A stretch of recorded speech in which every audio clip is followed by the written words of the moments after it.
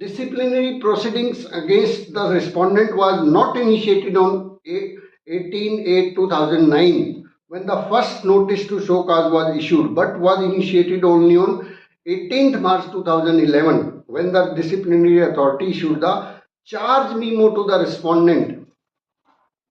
देखिए वही बात आ गई ना भाई, नोटिस इश्यू किया गया था उससे कोई फर्क नहीं पड़ता, चार्ज मीमो कब इश्यू किया गया वहां से जो है ना देखना था कि उस दिन तो वो रिटायर हो चुका था सुपरनुएशन, उसको एक्सटेंशन ही 1/10/2010 तक मिली थी।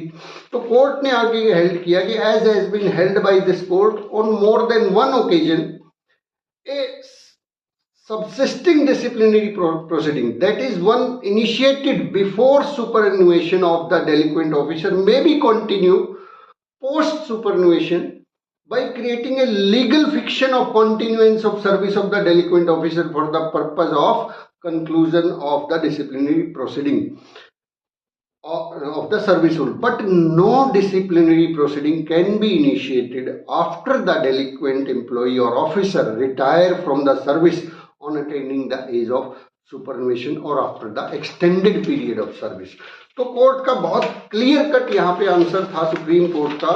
कि जो है ना यहाँ पे आपने ठीक है एक्सटेंशन ऑफ सर्विस बोल रहे हो, सुपरनुएशन की एज अभी शायद नहीं आई है,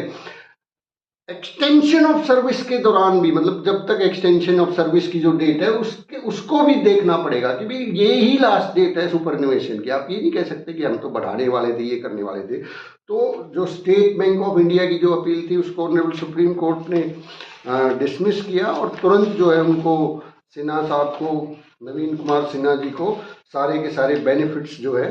रिटायरमेंट बेनिफिट्स और सारी चीज़ें उनको देने का ऑर्डर पास किया। तो कई बार ये बहुत सारे कर्मचारी जो है कंफ्यूजन में ऐसा रहता है कि भाई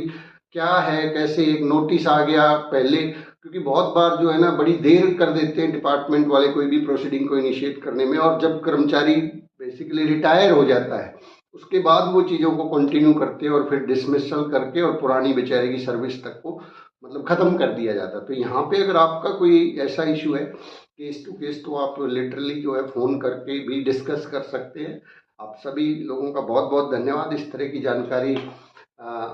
लेते रहेंगे और आपसे शेयर करते रहेंगे। बातचीत अच्छी लगती है, किसी के काम की है तो चैनल को लाइक सब्सक्राइब और शेयर ज़रूर कीजिए।